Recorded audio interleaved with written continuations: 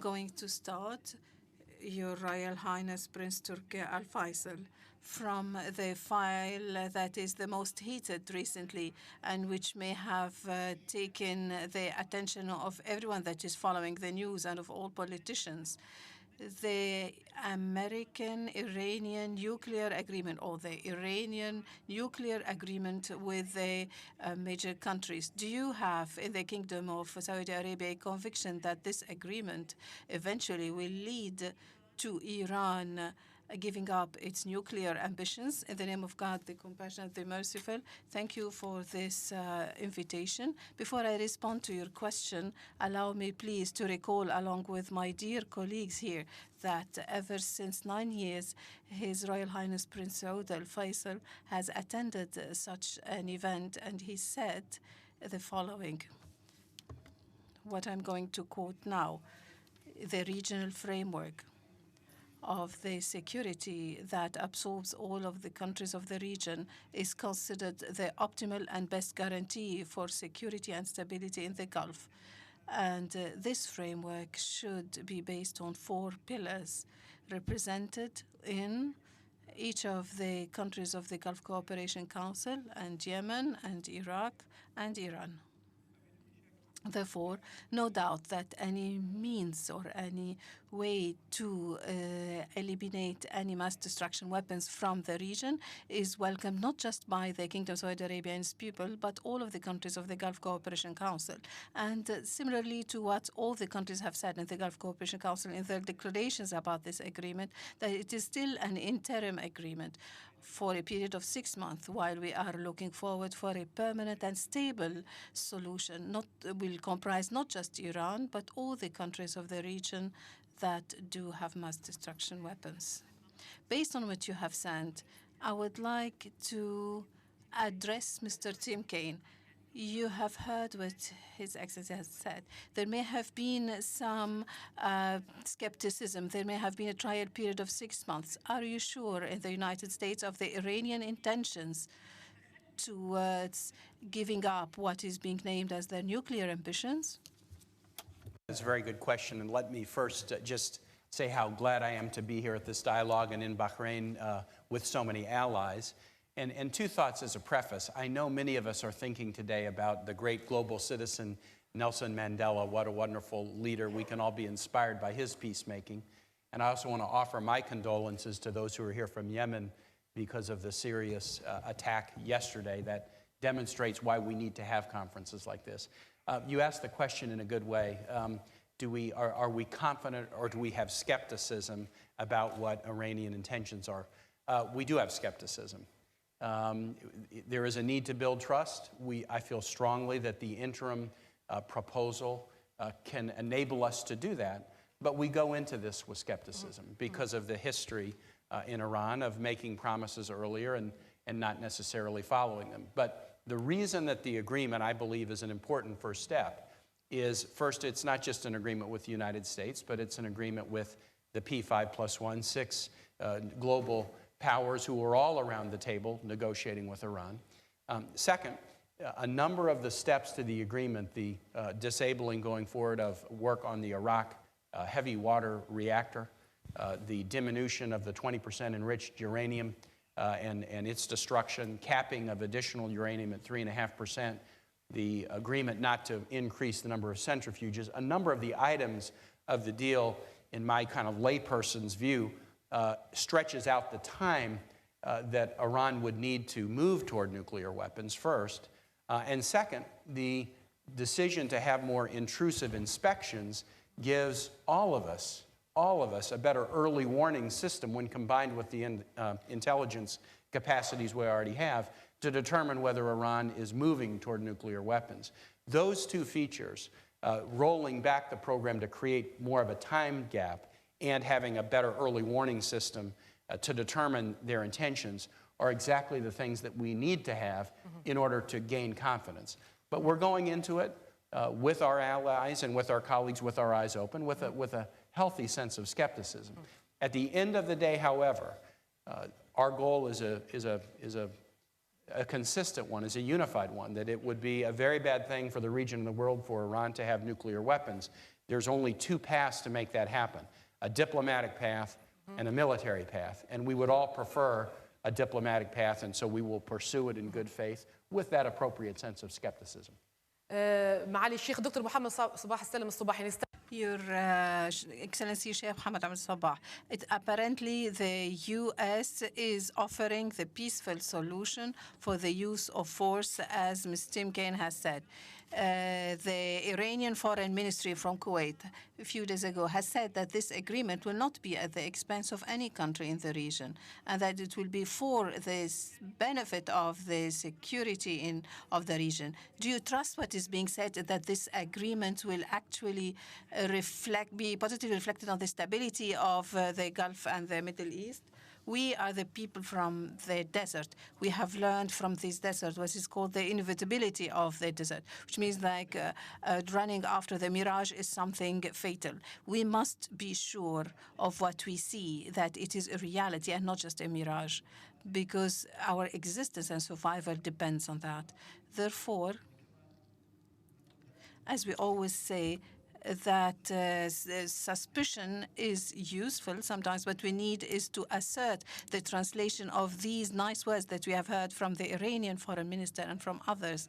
We heard that that there is actually a change in the substance, a core change, and this is not a mirage but a reality. This is why we are looking forward to seeing measures being undertaken on the ground, reflecting these positive declarations on their part. And we do hope that this will be rapidly translated into reality. There are several files that exist and that constitute like a thorn in this in the Gulf or Arabic-Iranian relations. And for our friend also in Iran, they should hastily take away these thorns from these bilateral relations. Mr. Zebari, taking off these thorns, what does it require of Iran, in your opinion? There is المتبادلة يعني بين القوى الدولية وبين إيران.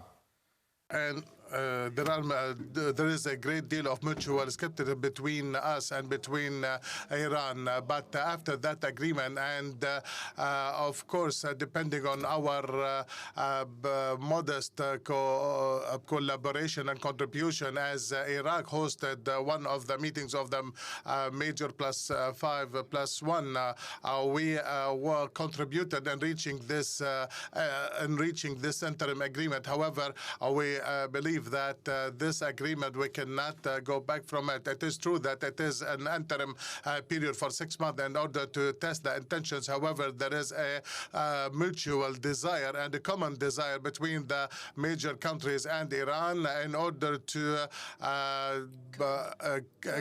curb the Iranian nuclear program and to give to the various countries in order to test the intentions of Iran. Iranians say that there is a fatwa from the Burshad al-A'la, the highest preacher, in order to manufacture a nuclear bomb, and countries would like to test that on the ground through the inspection, and that this program will not become a military program. We in Iraq, we had a rich experience in how to get rid of weapons of mass destruction, nuclear, chemical, biological, and for the last 10 years we are trying to get rid of the provisions of Chapter 7.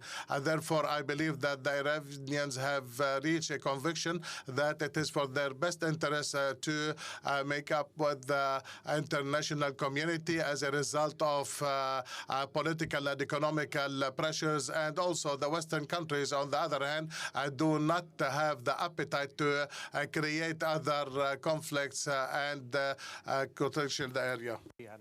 Allow me, please, to add to what has been said.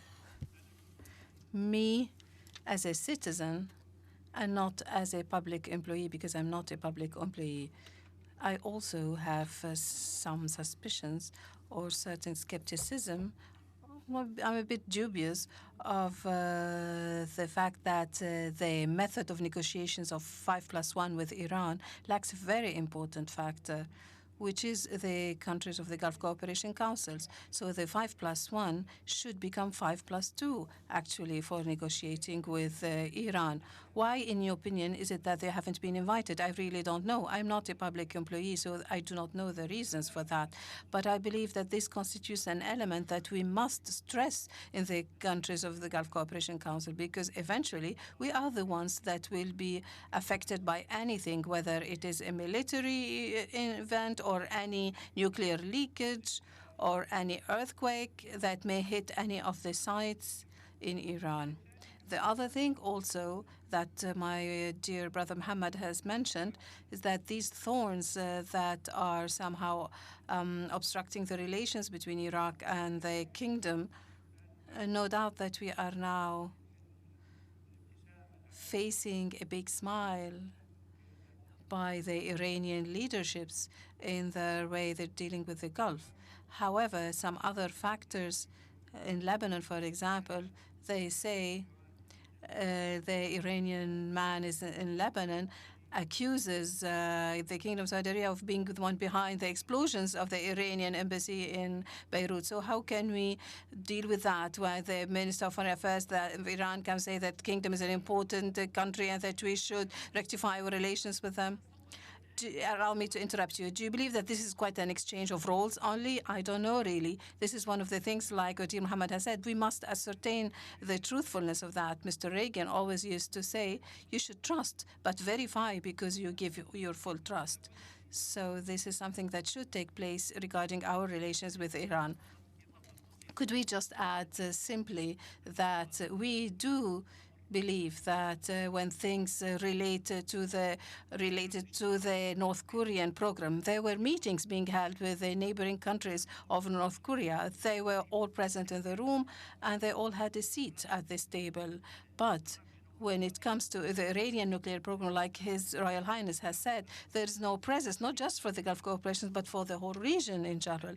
I would like to remind everyone that last year, it wasn't very far away. It's not like 10 years ago. Just last year, 2012, during the meetings of the P5+1 in April in Istanbul and in May in Baghdad, that my brother Hoshar Zubair spoke of, and afterwards also in Moscow, 1 month after in Moscow, that was in June.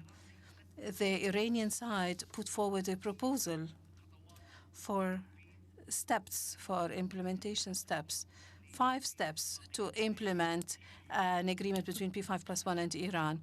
I just would like to state here that in one of these points that were put forward by Iran, where Iran has officially asked from P5+1 that the talking about the Iranian nuclear program should not be restricted to this, but it should also include the discussion about the fate of 2 Arab countries, Syria and Bahrain. That was officially put forward by the Islamic Republic. Now, we hear that there is an agreement. Does this agreement include or comprise an understanding between, or an agreement about Syria and Bahrain? This important question. Allow me, please, to ask this important question. An important question is, as His Excellency Sheikh Dr. Mohammed Sabah has raised, a legitimate question. There is some fear that this agreement would be at the expense of the countries of the region, and that would include Bahrain and Syria. How would you respond in the American administration to this? Very important question, and I understand that is a concern.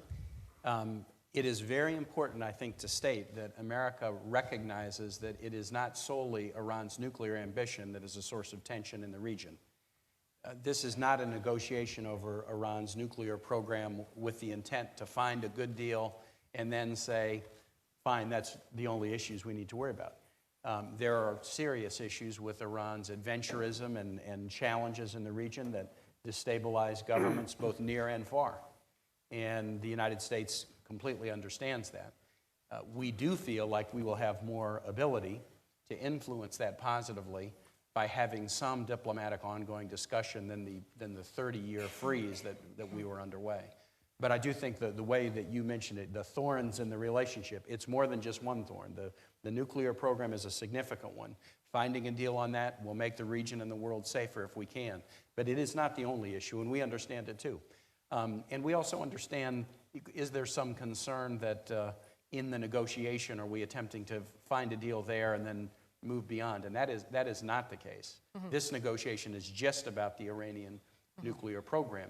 But we do hope that the dialogue in opening up, and I think actually the second phase of the discussion, once the interim deal is put in place, will naturally involve other nations and will be more transparent once we've gotten the discussions going. And I'm sure that the GCC nations will offer a lot of thoughts about what would be an acceptable ultimate deal, and that would be very valuable for all to know.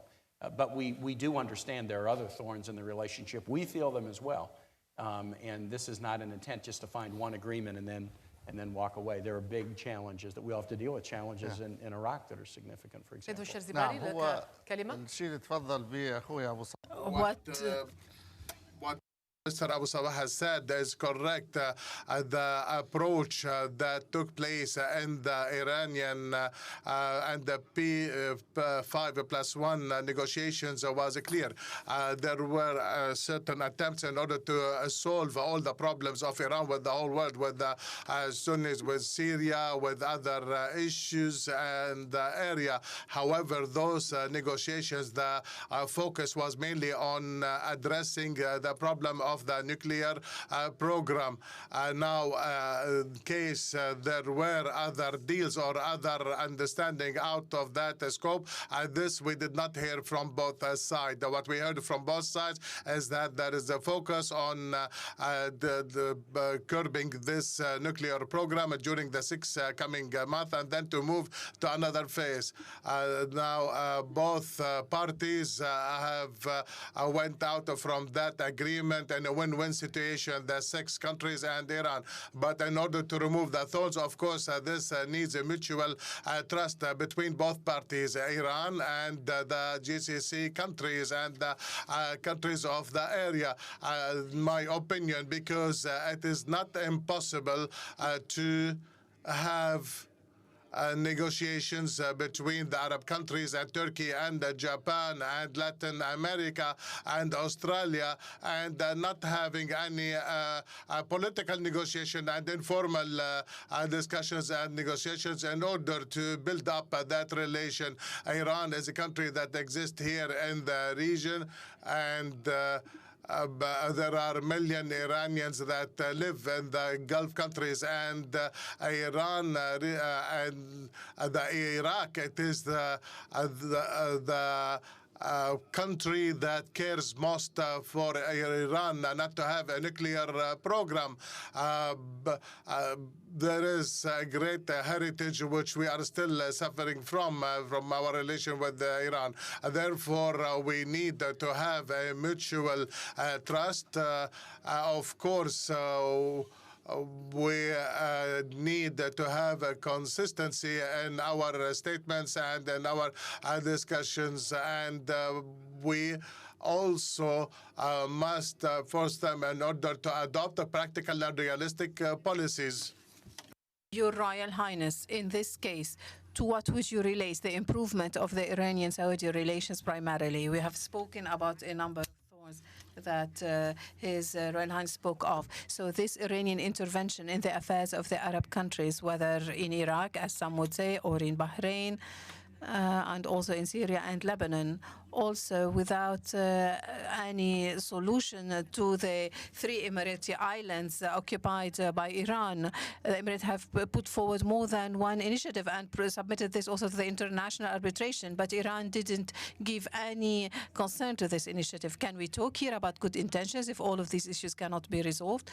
No doubt that, like my colleague Mohammad Mustashar next to him have both said, Iran must take actual measures before we can judge whether it is going forward with that smile or is it actually showing its teeth.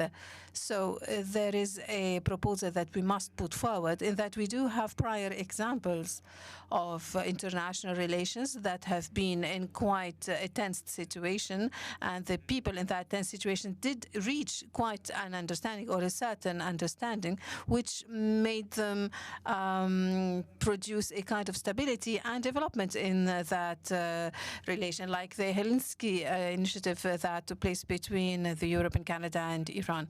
So there are important factors in this initiative that could be applicable in the region. First, the non-intervention in others' affairs. Secondly, the acknowledgement of the fixed frontiers of all the countries in the region. Let's not forget that there are some elements in Iran that still insist, like, for example, on that Bahrain is part of Iran. So this would, of course, provoke suspicions and would be a cause for disputes in the region. This is an initiative that may have an experience that we can see before our eyes in Europe, and its application might be easier if we were to resort to the experience of what happened in the Soviet Union and the situation now in Europe. But the thorns that Mr. Mohammed has said that influence or affect the relation between us and them.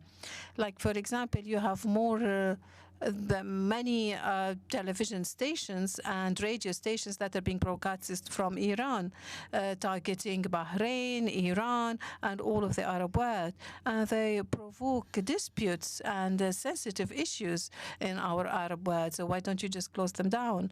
Why don't you show us your good intention? Show us that you are honest and truthful about this real wide smile that you are presenting to us and showing us. These are the things that we can compare to, or we can, according to that, we can judge if Iran is truthful or has other intentions. How will the U.S. administration balance things between its new relation with Iran, this new close relations, and its relation with its allies in the Gulf area? How is going to establish balance between that for the U.S. administration? The allies that we prize, we want those relations to remain strong. We know how strong our ties are with GCC nations, and there is no intent to degrade those ties. There is no intent to go elsewhere, to pivot elsewhere, to withdraw, to abandon. I think we are in a time in American policy, as we have withdrawn from Iraq and are withdrawing troops from Afghanistan, that we are in a time of transition, that's for certain. But we are militarily engaged in this region with our allies. We are diplomatically more engaged in this region than we've been for a very long time. We are economically deeply engaged with trade and commerce and foreign direct investment increasing, and we value that. And we project values and try to do it in a balanced way. So the relations that we have in this region are strong, and we will be engaging. The one sense of transition, I would suspect, is that while during the last 12 years, in the midst of two wars, the engagement has been primarily, sort of the front of the engagement has been military. I think you'll see it balance a little bit more across all spheres, military, diplomatic, economic, and our values, but we share those. The relationship with Iran, we don't view it as, do we need to balance it off against our friends? Our friends are our friends.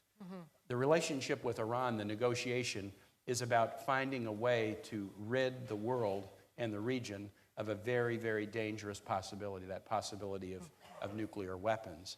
So it would be premature to say we're trying to find a relationship to balance off with the friends. We want our friends to remain our friends. We want our friends to be safer, and our friends will be safer in a region without Iranian nuclear weapons.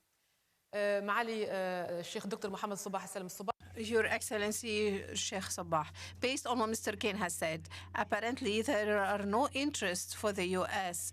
to make Iran or replace the two traditional allied partners, which are the Kingdom of Saudi Arabia and Egypt. They don't have any interest in replacing them.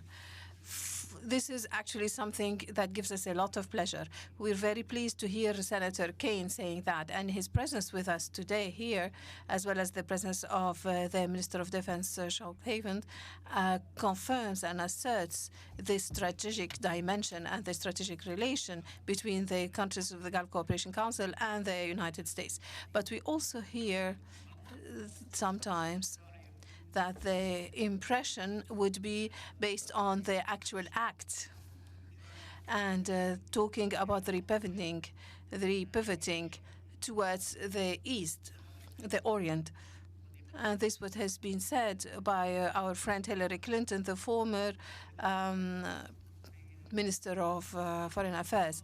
And I believe that last week, Susan Rice has also said, the National Security Advisor, when she was asked about the Middle East, she said there is another word other than the Middle East, and the United States must take into consideration the others. So she has given an impression like there's been a kind of fatigue, of exhaustion in the American policy towards the Middle East. The word Middle East now sort of signifies disasters, problems, trouble. And this is why there has been an impression that there is some real fatigue and regarding the foreign American policy towards this region. And it's like they would want to withdraw or take some steps back. And this is very important for decision-making in this region.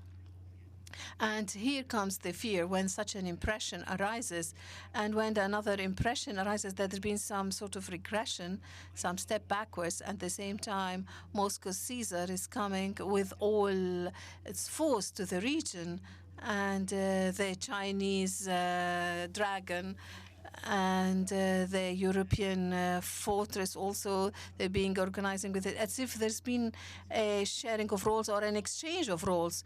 Who's going to be the guarantor of the national security in this region? And in such a situation of dynamic force, in the imbalance of the structure of we start seeing certain bubbles of security divisions. And here would have the regional forces that would want to bridge in this gap. There is such gaps, that voids in the security situation. And here the situation becomes difficult somewhat. Therefore, I do value what Senator Kaine has said, and we must give this impression that has started to appear, not just for us in the region, but there are many of the writers of opinions in the United States that assert that there has been some kind of fatigue the U.S. policy towards this region. Mr. Fatigue, based on what Dr. Mohammed has said, bin Mohammed Mbarak Sabah, in your opinion, the Iranian role after the Geneva Agreement, do you think it will become even bigger? He spoke about the guarantor of the regional security a while ago also. Certainly. Of course, the international nuclear interim agreement will enhance the Iranian role.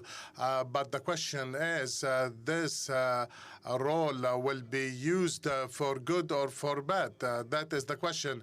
As a matter of fact, we do not have a pre-answer to that question. However, Iran during the past year has felt the impact of isolation as a result of all the political oppressions and the embargoes and sanctions that were imposed on it by the Security Council, and they really did affect negatively Iran and did hurt it. Therefore, I believe that that agreement will help it get rid of those sanctions and to increase its oil production and to help its people and to make them feel that Iran is back on the international arena. However, the point that was mentioned by Dr. Mohammed, I do not want to comment on it. I would like to say that the world changed. The USA has changed. Europe has changed. USA after 10 or 15 years might be independent from the energy supplies from the Middle East. However, the presence of USA in the area will remain, of course, because there are other interests such as fighting terrorism, the Palestinian issue, etc. This will make USA remain in the area. However, the countries of the area and the region must remain on themselves and must improve their relations and protect themselves from the dangers of sectarianism and terrorism, and also that sectarianism do not get rooted in our societies, and the countries in here must rely on themselves and find a unified security system or and of course, this must include Yemen and Iraq because these are countries in the area and are influential, maybe not now, but strategically, they must play a role alongside their brothers in the GCC. Mr. Tim Kaine, it seems that you would like to comment on what Mr. Sabah said a while ago. Perhaps the most important thing that I might say this weekend is to address this issue of, is the U.S. tired? Is there a war weariness or fatigue? I think it's a very natural question. We've been at war in Iraq and Afghanistan for 12 years, and to see our presence removed from Iraq, military presence, and to see the presence removing from Afghanistan, it is a very natural question to ask. And you're right, the opinion writers are writing it and stressing it. What I would like to stress is, of course, circumstances are changing, but we're not going anywhere. We're going to be here and be with our friends. And just some items of evidence for the proposition. On the military side, the United States, during the humanitarian crisis in Libya, very willing to act militarily with the support of the Arab League and NATO and the UN Security Council on military action there. It was something that we felt was important. On Syria, and I know that this is a point of significant dispute, and we'll talk more about it this weekend and tomorrow. I'm on a panel about it. But I was on the Foreign Relations Committee, the 18 of us who had to vote. Only 18 of the 535 members of Congress had to vote on it. I voted for use of military action in Syria to punish chemical weapons use against civilians. And I do believe it was that threat of military force that changed the equation for Syria and Russia to come to the table and take steps to dismantle the chemical weapons. It was not popular with the American citizens. I was getting calls saying, why are you voting this way? But we knew that it would be an important thing in this region, not only for Syrians, but for others in the region, to stand up against chemical weapons usage. In the economy, as I mentioned earlier, trade is increasing, foreign direct investment is increasing, and we feel that that is an important part of the relationship and continuing engagement. And then finally, on diplomacy, the fact that we are aggressively pursuing diplomatic solutions to the Iranian nuclear threat, to Syria, and trying to find a path forward to the second round of Geneva, and restarting something that the United States has often not paid a lot of attention to, the really important peace negotiation between Israel and Palestine. We take that very seriously, and we're very engaged in it. So I do think the relationship is changing in the aftermath of Iraq and Afghanistan.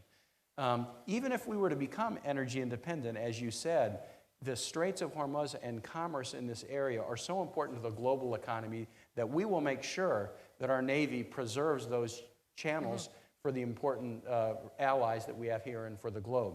It is changing, certainly. The need for partnerships in new ways is growing more important. But we're not intending to go anywhere. I know the President feels that, and I know Congress feels that as well.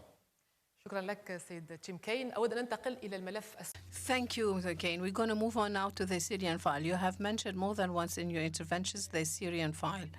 And now the Prince Turki Faisal, it was interesting to see that the invitation to Geneva II conference was launched on the second day that followed the agreement between Iran and the big countries regarding the nuclear issues. Does that mean the word for the settlement for Syria when it comes to Iran? Not necessarily. The problem in Syria is that the whole world actually is taking place in the big crime that is being implemented against the Syrian people, because there is a tyrannic regime that is killing the Syrian people daily, killing hundreds of them, while we are sitting on our chairs watching this happening without doing anything.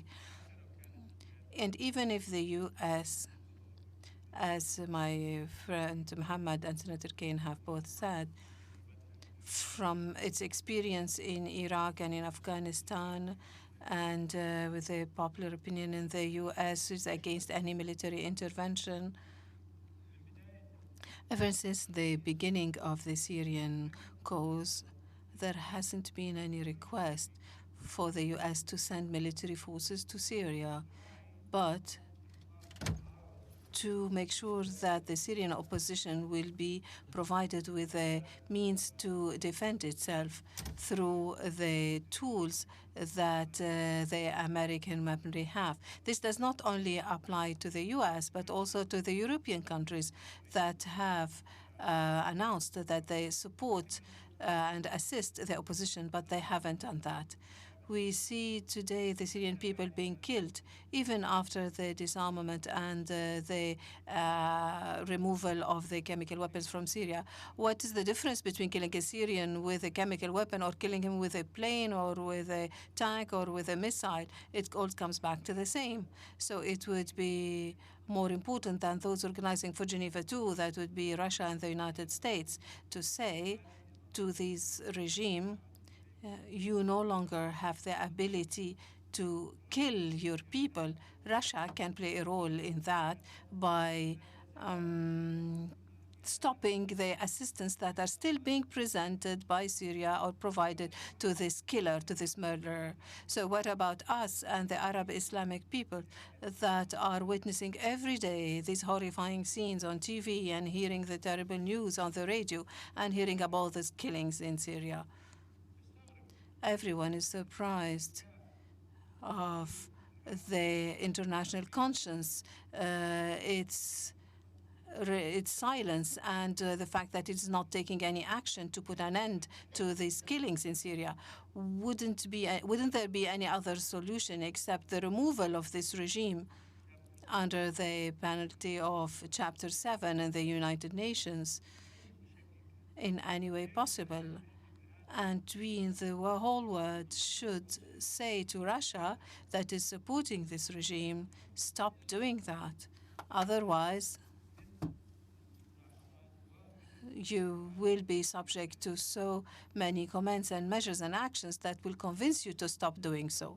Sheikh Dr. Mohammed Sabah, do you actually believe in what His Royal Highness Prince Faisal has said, that there is no solution in Syria except with the removal of the Assad regime? I not just believe in what has been said. But also I would like to add to the wise opinion he provided, is that the continuation of killing the Syrian people in this manner by the regime became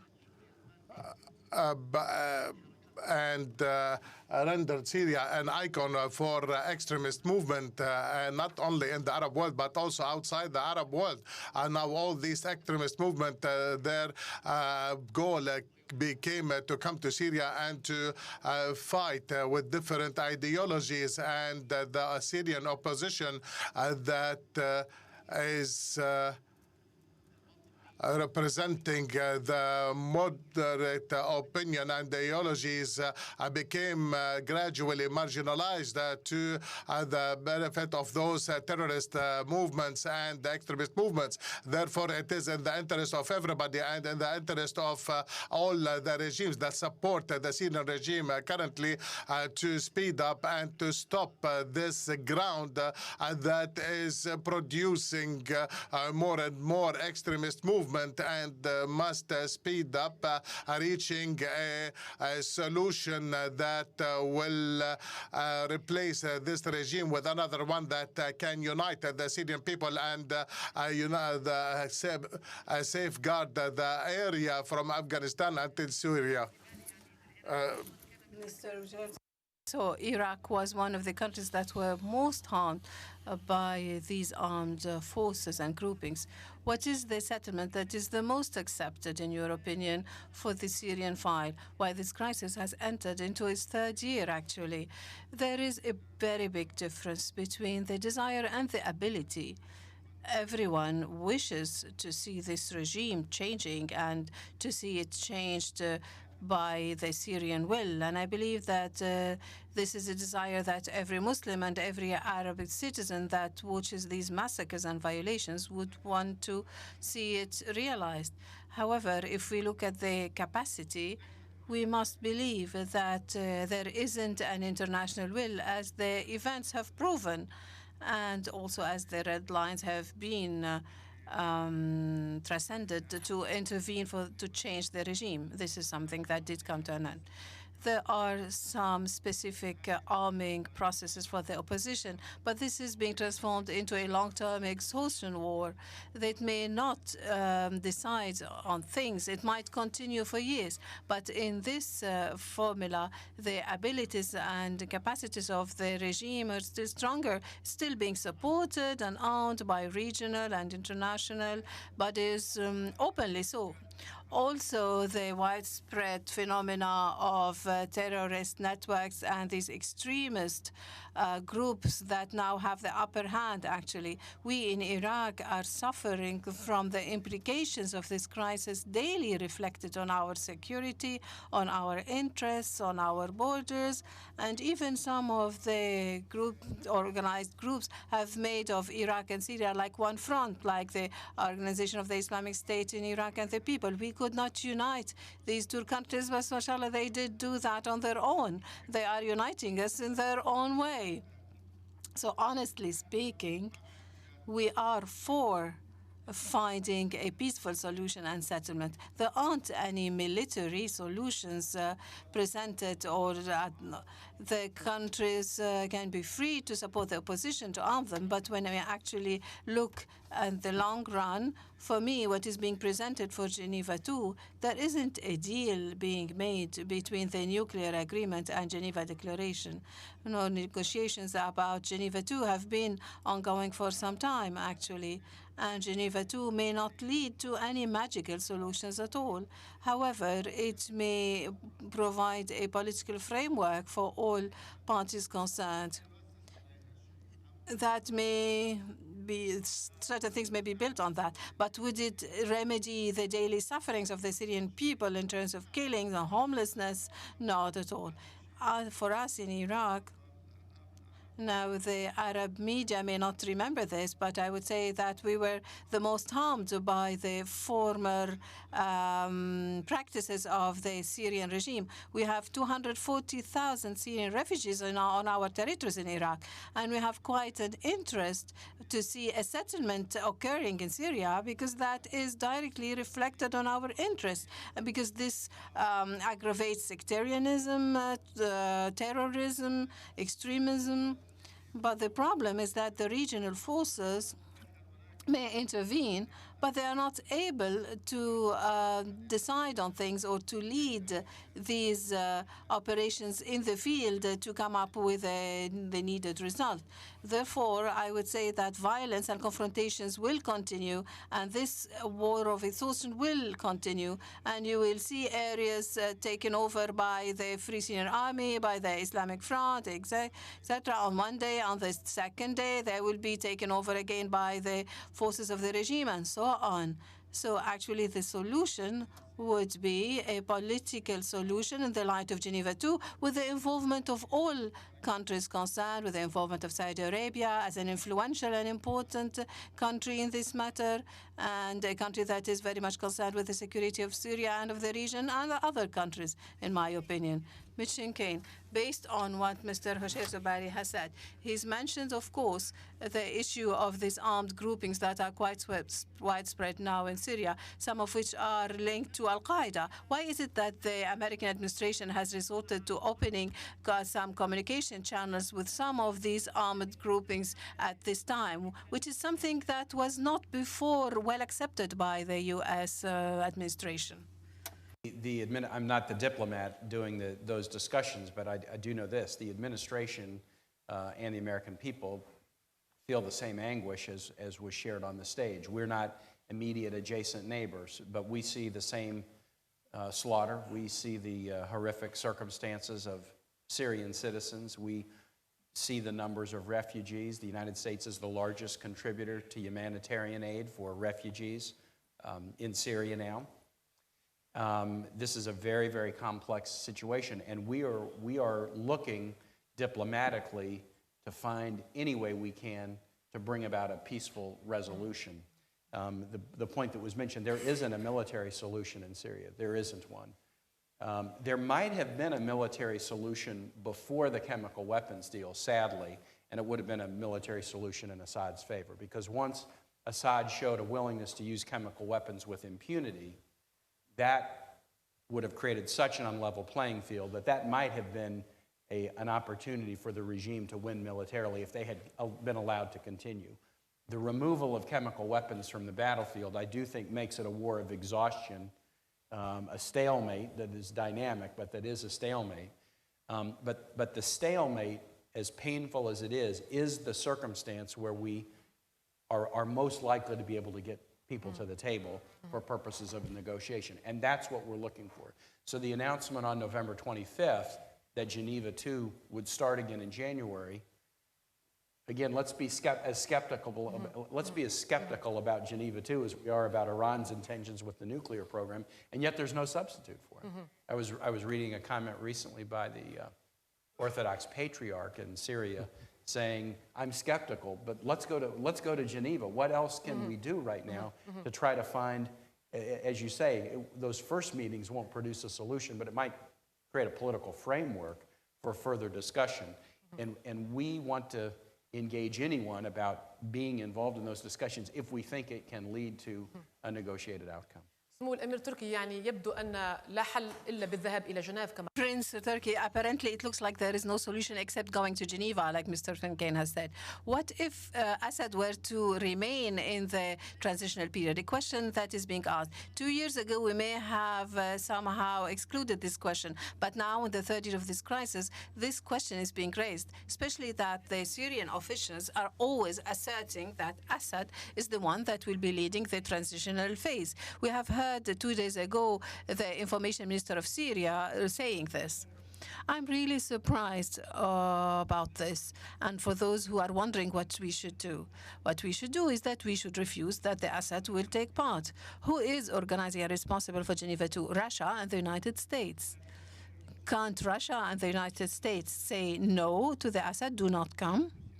Russia, with all the assistance it provides and so on, can do that. But it is being manipulating, unfortunately. It's maneuvering using the blood of the Syrian people. And Mr. Hoshyar has said that all of the parties should attend Geneva II. I disagree with him on that. I do not think that Iran at all would have the right to participate in the killing of the Syrian people, then would take part in choosing who will be ruling after having contributed in the killing of the Syrian people. Even Russia, I have some doubt that it does have the right to take part in that. So what about Iran, who has troops in the field and has brought its men and soldiers to fight at the front in the Syria? So why? Also, Russia, as you have said, may not have the right because it is supplying the regime with weapons and arms. Stop doing so, Russia. Play the role of a mediator. That would make you a mediator. But to contribute on one hand and then to say, I'm going to mediate, how can that be? Your Excellency Sheikh Mohammed Sabah, without Iran's withdrawal of its troops and its fighters from Syria, can we talk about any settlement in this country? I just would like to remind you all that at the beginning of the 90s, when there were some massacres being perpetrated against the Bosnians, the United States intervened. It intervened under the umbrella of what is called humanitarian intervention. and it has used military forces for the protection of the individuals, for the citizens, the civilians in Bosnia, to protect them from the ugly, violent, brutal killings by the Serbians. Also, the intervention in Libya was under the umbrella of humanitarian intervention. Yes, humanitarian intervention. And it has prevented Gaddafi from abolishing what remained of his people. I actually do not know what's the difference in the case of Syria for the U.S. It has intervened military in Bosnia. It has intervened military in Libya. I don't see what is happening in Syria. I believe that the situation in Syria is even more urgent, calling for such an intervention by creating an international alliance to protect the Syrian people. This is why I believe that, as it is being said, there is the famous American saying that says, if good people know nothing, evil will prevail. So if good people do not take any action, then the evil will prevail. The devil will win. So it's clear for us that the world sees this bloodshedding of this innocent people. And I think that we will create devil from these people, evil from these people. There will be screaming and shouting by these extremist movements, which seeds we are seeing now in Iraq. We know that there's now many calls for that only the Qaeda will be able to resolve this. And those that believe in the Qaeda say this. Mr. Khan, do you believe that the American administration has actually decided about the fate of Assad for the interim period or transitional period? Has it been decided for you? The mission is go to Geneva 2 to implement the provisions in Geneva 1. Geneva 1 did not have explicit language that said the Assad regime should be no more. That was not an explicit language. But the Geneva 1 condition was very clear that the talks would work toward the production of a Syria with leadership that would be acceptable to both sides. Because Assad's continuing leadership is unacceptable to the opposition, to all fragments of the opposition, the Geneva 1 framework would exclude Assad from leadership of the country. The question of transitional versus long-term is a little bit of a diplomatic discussion to have, but Geneva 1 is very clear that the purpose of these discussions that will begin in January is to find a peaceful solution, a managed solution, a civil solution in Syria with a government that is acceptable to all sides. And that cannot be Assad based upon the opposition's clear statement. And this is an area where there is some slight difference, I think a difference between American policy and the policy of some of the GCC states and others. There are some for whom the official policy is, we want regime change. That is the stated policy of some nations. That is not the stated policy of the United States. The stated policy of the United States is we want a negotiated solution according to the terms that the Syrian people want. And they've already established those terms, and the term is that the next chapter would be with leadership that would be acceptable to all sides. It's a subtle difference, but it is an important one. You posed an interesting question as well about the Bosnian example or the Libyan example.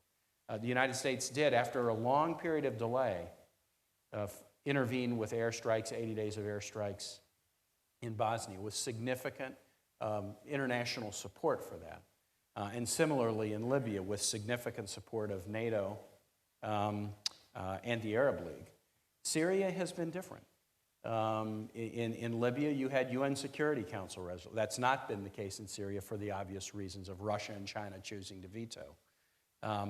Even for the, we have to think about this, even for the proposition that you cannot use chemical weapons against civilians without a consequence, the United States was willing to step forward militarily on that, but many other nations of the world were not, and that was a significant concern. I do know one of the things that the United States is very concerned about, and it's been brought up, is the fragmented character of the opposition and what would follow from a regime change. if we were in with airstrikes tomorrow and that toppled the regime, what would come after? And you know, there's a lot of support for, even among GCC allies and friends of the United States, for elements within the opposition that are very troubling and very dangerous. And we worry about what would come after for the Syrian citizenry and for the region. And so that's again why, as challenging as it seems and as low probability as it may seem at the start, the act of getting to Geneva to begin a discussion around that Geneva I framework, we think is the best of a number of very difficult options in Syria. أود أن أستطلع مع معالي الوزير هشام زباري. I would like to ask His Excellency the Minister Zebari, where does Iraq stand in terms of the fate of President Assad after Geneva II? That's a good question, he's saying. I would like to start saying regarding what His Royal Highness Prince Turk has said, I highly respect what he said. I highly respect him, although we may differ in certain issues, but this is something else. The issue is that 3 years have passed with all these killings and this violence still ongoing in Syria, with the numbers of victims and homeless and displaced increasing. And all the countries of the region and the countries of the world have tried to influence this situation, to guide it towards a certain direction, and they all failed. Nothing was accomplished, nor was President Assad removed, nor was there any change, nor democratic humanitarian change. Nothing has happened in this respect. Therefore, after 3 years now, when we refuse such a solution that is being proposed and that all the countries of the world has agreed on, what would be the other alternatives? The other alternatives would be the continuity of the killings indefinitely. Will Geneva I create any miracles? No. If you were to ask me, I would say no. But the involvement or engagement of the existing parties, I believe, is important, in my opinion. Russia is a main party to this conflict and to the Security Council and others. Iran is a very important party. And this crisis is no longer a Syrian crisis. It's a crisis of the dispute of international wills, of regional wills. And there is an ongoing battle occurring in Syria for all different types of countries. Therefore, if there was a better option or alternative, let people think of it if it's better than what is proposed. But to leave things as such, I believe that there will be a bigger responsibility to be shouldered by everyone that is keen to see the security and future of Syria preserved. As for the destiny of Assad, we were all present in Geneva I, and we did negotiate. And we held negotiations regarding the final document with the members of the Security Council, and Iraq was there. Actually, the formula that we have proposed, or the formula that was proposed in Geneva I declaration, where there has been a paralysis in the negotiations, was to agree on a body for transitional ruling. That was an Iraqi proposal, actually, for the sake of bridging the periods, going for a transitional period. But the absence of the opposition from Geneva II will make it lose a lot at the international level and at all levels, because the worst thing is that probably the regime does not want the opposition to be present. Like you would say, are we ready to attend? But the opposition does not want to attend. But the opposition, when it sits with the regime at the same table, this would be an acknowledgement and recognition of its legitimacy. And it can put forward all of its issues without giving up its struggle and its principles, not at all. In Vietnam, the B-52 was raiding in Vietnam, while the Bitcoin were sitting there negotiating in Paris on these issues. So this does not negate the other. However, the future or the destiny of Assad, honestly, is not in our hands at all. It's in the hands of the Syrians. only the Syrians themselves will resolve the problem of Syria. We all want to see Assad leaving. If Assad were to leave, then the problem would be solved. 90% of the problem would be resolved. It's not an issue of desire or a demand, etc. But this must materialize. That would be through the negotiating Syrians, through the international pressures. The other point, the involvement of the regional countries is important because they are there and they're influential. Iran is there, Syria is there, Saudi Arabia, Turkey, Iraq, Jordan. Actually, we have all been suffering from the implications and repercussions of this crisis. So their presence, in my opinion, is important. Will it lead to any fruitful outcome? This is just open. Before I open the floor for the questions of the dear audience, I would like to hear a response from His Highness the Prince. Of course, in this agreement, there is some benefit. I did not say that Geneva 2 must not be held. Our government has taken a stand that Geneva 2 must take place, and I believe that His Excellency, the Foreign Minister, has said, and he might be able to comment on that. However, to look at Iran as a country that exists, it is true. But how does it exist? It exists with the forces in the field. It exists with the alliances that came from Lebanon and other countries. Now Iran really can retrieve those troops from there and can participate in Geneva 2. But to impose itself on the arena and then say that you must involve me, this is some kind of remuneration and reward for a country that interfered in order to occupy another country and will have a role to play in the destiny of another country. And then when Mr. Kane talked about the policy of the USA, I have heard that many times by Mr. Obama that Mr. al-Assad has lost his legitimacy and must step down. Not only once, but in several times I have heard that. And as this was a statement issued by the U.S. President, then it should be representing the U.S. policy. And now Senator Kane says that there is another policy. We previously did understand, we in the whole region, that they insist on al-Assad to step down. Now, in order to comment on the whole process, Geneva 2 and others, we all hope that a region could be reached. Nobody wants the people of Syria to be homeless and all that killing. And if we were capable of giving support to the opposition, that opposition that is moderate and wise, similar to us in the past. Zibiari is saying no.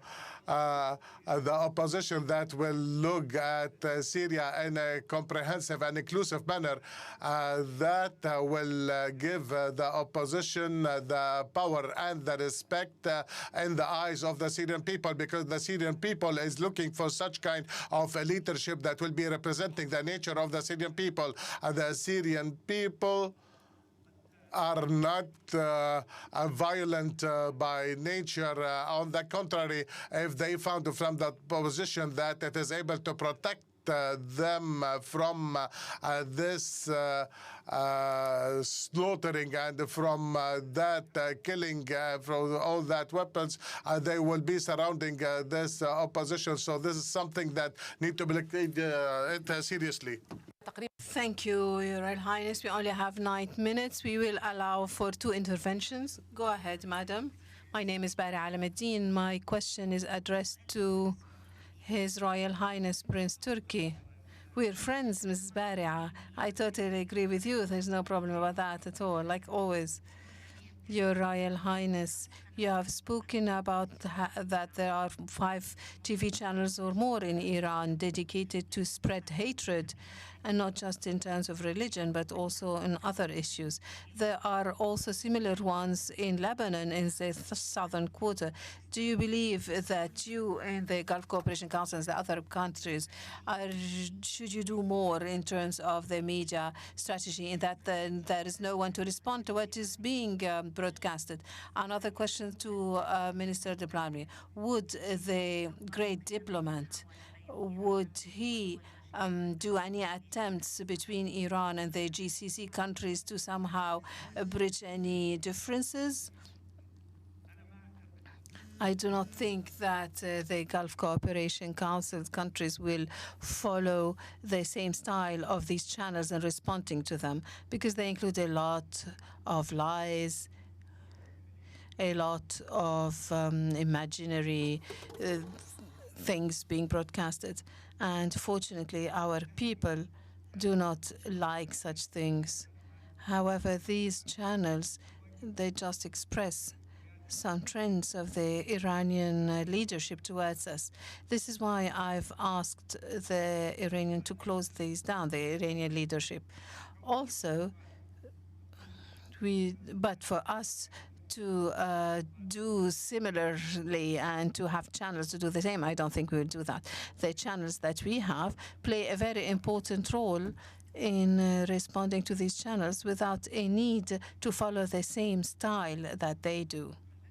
Thank you, Your Excellency the Minister.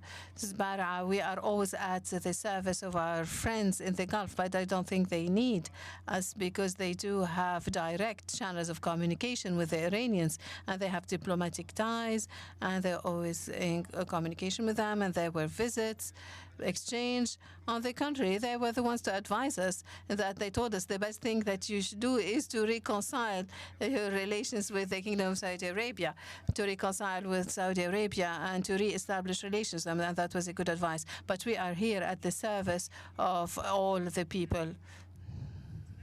Just one question, please, and briefly. My question is addressed to Senator Kaine. You have decided to focus on the nuclear issue, and you took as if there's been quite a wisdom in removing the regional Iranian role from the cycle of research. Why are you doing so, while it actually needs to talk now about the regional Iranian aspirations? When we should be talking now about the direct role of Iran through Hezbollah and through other Iraqi forces. Please don't say Iraqi forces. Do not mix things up. The minister is telling her, do not say Iraqi forces. I'm saying there are thousands of suicidals and terrorists that exist from all nationalities. So my question is, have you in the United States realized what would signify, and I'm here provoking my dear friend Haftar, what does it mean, or what would be the meaning of the winning of Iran in Syria? After that, Iran somehow is quasi-owner of Iraq, or somehow almost owning Iraq. We have, the point I made earlier is I'll just go back to, there are many thorns in this relationship with Iran, and we recognize that. We feel them far distant. The Gulf nations feel them much more immediately. However, we are working diligently on the nuclear issue, because we do view it as the most threatening, not the only threat. There are many other threats. The nuclear program in Iran is threatening because there is a near certainty that if Iran obtains nuclear weapons, that other nations will get them. There is an illogical logic to nuclear proliferation strategy. Many nations who do not want to get nuclear weapons in this area, if Iran gets nuclear weapons, will feel the need to do it. And that will make the region, that will make the Gulf states, that will make the world less safe. And so the need to diligently pursue the nuclear program is the danger that we feel is the most significant. And yet there are other dangers as well, and the ability to make progress on the most serious one could also build the possibility to make progress on the others. لا ست راغدة، سؤالك حقيقة ما مقبول، لأن أنت والأخ Ms. Raghida, as a matter of fact, your question is not acceptable because you and all the other people know that nobody owns Iraq nor the Iraqi people. They own themselves, neither Iran nor USA or any other party. And maybe you know quite well that Iran has its sovereignty, and of course there are relations and there is influence. Of course, this is true. All the countries in the region are now heading towards establishing relations with Iran. They are our neighbors. We have 1,300 kilometers of borders with them, and also we have historical relation with them and wars and border problems, and so this is normal. But Iran to own Iraq, I don't think this is appropriate to say. سيدة Final question, Mr. Ibtisam Al-Qutbi. We can't hear you, Ibtisam. Your microphone, please.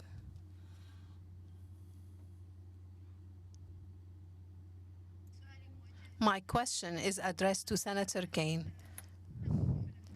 Since you are our allies and you are taking care of our interests in the Gulf, why is it that the negotiations between the U.S. and Iran have continued to be confidential for about a year? Another question, please. Very, very brief, please, because time is over. The nuclear danger is number one for the U.S. The risk of the Iranian intervention and the sectarian penetration into the Gulf countries is risk number one, danger number one. Mr. Jim Kaine, a very concise answer, please. I think your second question, that is a question to educate me. I don't have an answer. You're stating what you view as the most significant threat, and it's important that I hear that. I do believe that nuclear proliferation history and theory will show that the presence of a nuclear Iran, nuclear weapons would be very dangerous and would encourage other nations to get nuclear weapons. And the more that happens, the less safe the world is. The less safe the region is, the less safe the world is. So that's your second question. Your first question, I'm not a diplomat, I'm a United States Senator. I do think there is a role in diplomacy for private discussions, especially in a circumstance such as the United States' relationship with Iran that had been frozen in a period of non-discussion, silence, no relationship for so long. Even getting the beginnings of the relationship back so that we could talk about the nuclear program to try to make the world safer, I could understand why that would have been best done privately. But now that the interim deal is made, and the world is watching to see with suspicion, appropriate skepticism, whether there can be a second phase, comprehensive disarmament, suddenly everyone is around that table to talk about whether the agreement is ultimately going to be a successful one or not. شكرا جزيلا عفوا على مقاطعتك ولكن انتهى وقت هذه. Thank you so much. I'm sorry to interrupt you, but this session is over. The Manama dialogue will continue for the next coming days. I would like to thank you, Your Royal Highness. I also would like to thank Ms. Tame, and also I would like to thank His Excellency Sheikh Mohammed Sabah and His Excellency the Iraqi Foreign Minister, Mr. Zbiari. Thank you so much. Thank you.